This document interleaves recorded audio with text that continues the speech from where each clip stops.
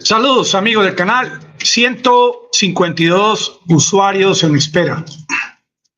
Mi nombre es Santiago Gutiérrez Villegas y hoy transmito en vivo y en directo desde mi ciudad, Medellín, Colombia. Amigos, muy agradecido por todos sus comentarios, muy agradecido por su paciencia. Sé que para algunos de ustedes ya son altas horas de la noche. Hoy vamos a hablar de la guerra, porque estamos en guerra. Que yo sepa, la guerra en Ucrania, el operativo especial de Rusia no ha terminado.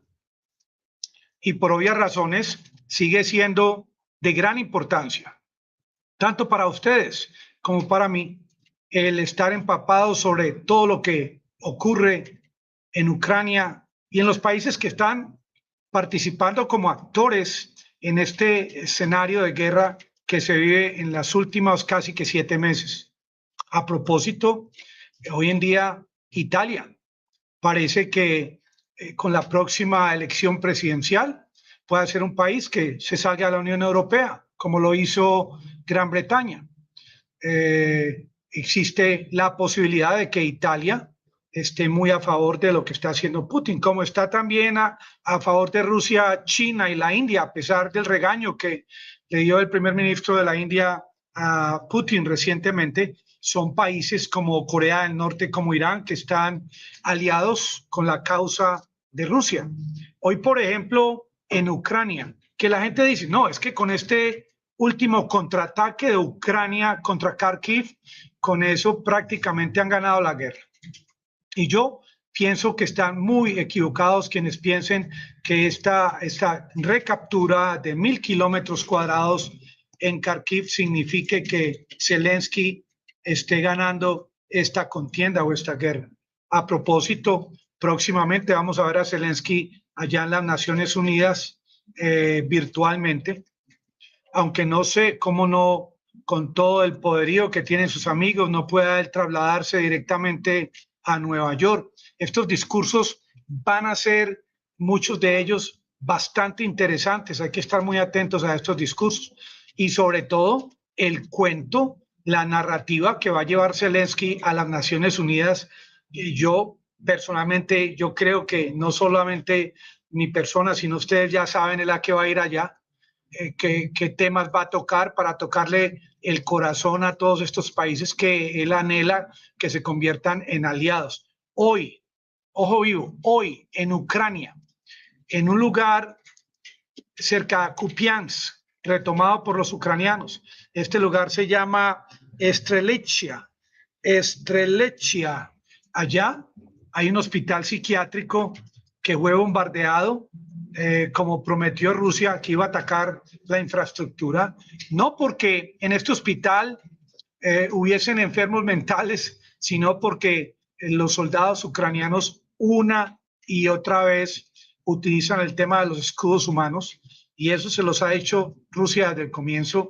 Toda vivienda, todo recinto en el que se encuentren fuerzas armadas de Ucrania, así sean mercenarios del batallón de Azov o del batallón de Blackwater, van a ser destruidas estas posiciones. Ahora, me imagino que esto va a ser parte del discurso de Zelensky en la ONU, va a hablar de cómo bombardearon este hospital psiquiátrico en esta población o ciudad de Kupiansk. No solamente fue noticia militar en el día de hoy lo que ocurrió en este lugar de Ucrania, sino que en otro lugar que se llama Nikolaev, que se los voy a mostrar. Nikolaev, miren bien dónde está ubicado.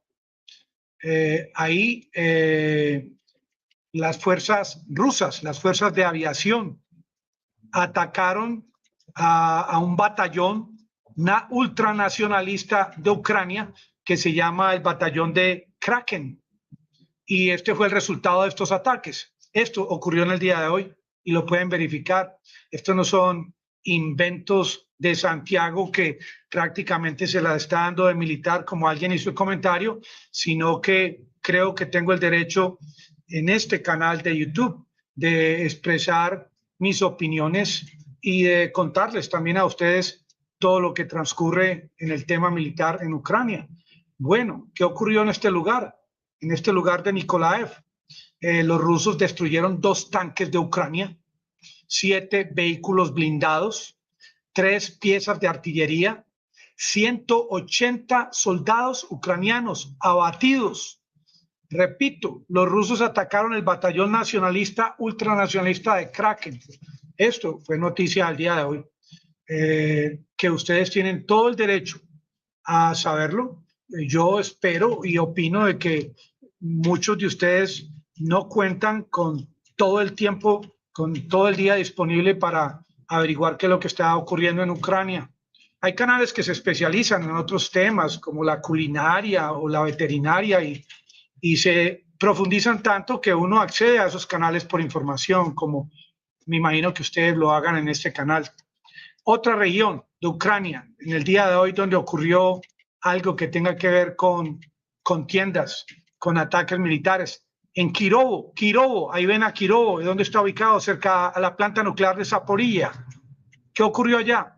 Los rusos atacaron la Brigada 65 mecanizada de Ucrania. ¿Y saben qué saldo de este ataque? 100 soldados abatidos, 10 unidades de equipos militares destruidas en el día de hoy. Porque hay algunos que dicen que Rusia, después de este ataque en Kharkiv, ya Rusia perdió la guerra. Exactamente en un lugar que se llama Donetsk. Allá también los rusos atacaron 20 vehículos militares y perdieron la vida 110 efectivos de Ucrania. Y vayan sumando, porque si ustedes ven un reporte del Comando Supremo de Ucrania sobre la cantidad de soldados que pierden la vida diariamente, no van a dar una cifra que realmente sea exacta, a ellos no les conviene, pero miren, mientras Ucrania habla de territorios bajo su control, de avance, estamos viendo en los últimos días, y ustedes lo pueden corroborar, la cantidad, el aumento, se está escalando el tema de los soldados de Ucrania que están perdiendo la vida, 110. Hay otro lugar en Ucrania que se llama Kramatorsk, y aquí ocurrió algo curioso, porque en Ucrania hay una compañía que antes se llamaba Blackwater The Company. Es una compañía, una empresa de mercenarios que los rusos los ubicaron en Kramatorsk. Aquí están viendo el mapa, y allá hoy también han tenido una cantidad de bajas, exactamente no sé cuántas, pero fueron atacados en el día de hoy. O sea que ya esta famosa Academy of Blackwater, me imagino que están ya de huida porque no pueden quedarse ahí, ya los ubicaron. Nuevamente Ucrania atacó Olenivka, este lugar donde hay una cárcel con presidiarios ucranianos, que ustedes se acuerdan del 29 de julio, que hubo un ataque a esta cárcel, murieron incinerados más de 50 prisioneros de Ucrania, y la gente se pregunta, ¿por qué ocurrió el primer ataque? ¿Por qué ocurre el ataque en el día de hoy?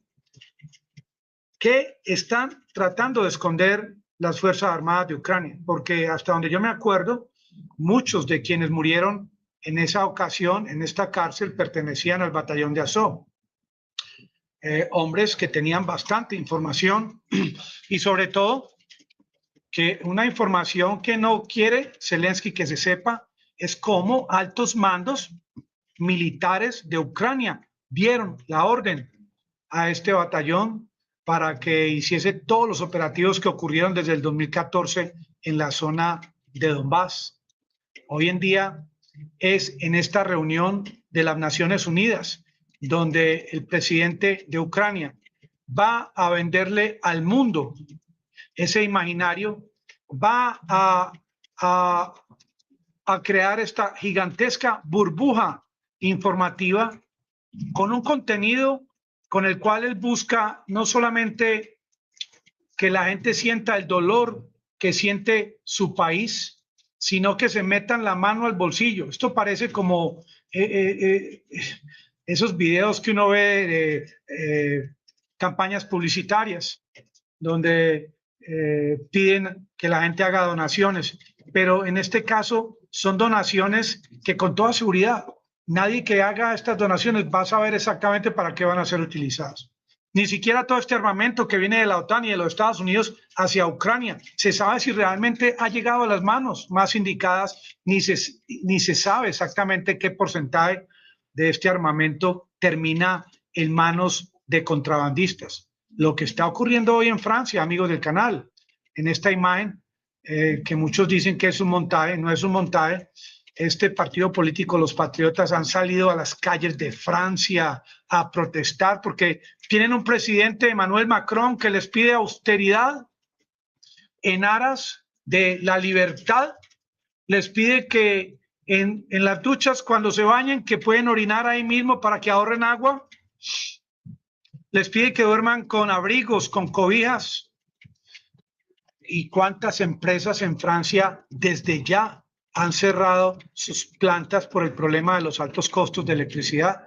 Hoy leí un comentario interesante de un pensionado de Europa que dice que él pagaba 109 euros de la cuenta de electricidad mensual y que ahora la cuenta que está pagando de aproximadamente 1.229 euros es todavía más alta que lo que él se gana de pensión. La cuenta de la electricidad sobrepasa la pensión. Yo creo que estos patriotas que salieron en Francia, no sé cómo se van a llamar en otros países, van a hacer gran presión sobre la guerra de Zelensky. Porque sí, Zelensky está siendo utilizado, pero Zelensky a última hora es quien es el hombre indicado para finalizar y encontrar una solución. ¿Qué pueden hacer los rusos luego de este famoso ataque de Kharkiv que le dio la vuelta al mundo? ¿Qué podrían hacer? Yo estaba pensando mientras leía sus comentarios, muy agradecido a todos, que una de las tácticas que podría utilizar Rusia sería la de RPA, que retomar territorio perdido en Kharkiv con la R, con la P es programar una estrategia para proteger Crimea y los territorios que están bajo control de Rusia en Kherson. Y con la A es atacar todos esos territorios en Donetsk para lograr ese fin de esta estrategia especial de Rusia, que es la de lograr tener control totalmente de Donbass. RPA es una estrategia que si Rusia la aprovecha en los próximos días, se fortalecería nuevamente el ataque de Rusia en Ucrania. ¿Qué está a favor de Putin en el momento? ¿Qué vemos que le esté ayudando a Putin? El uso masivo de más misiles, que eso sí lo estamos viendo, el uso de su aviación, ataques de máxima precisión.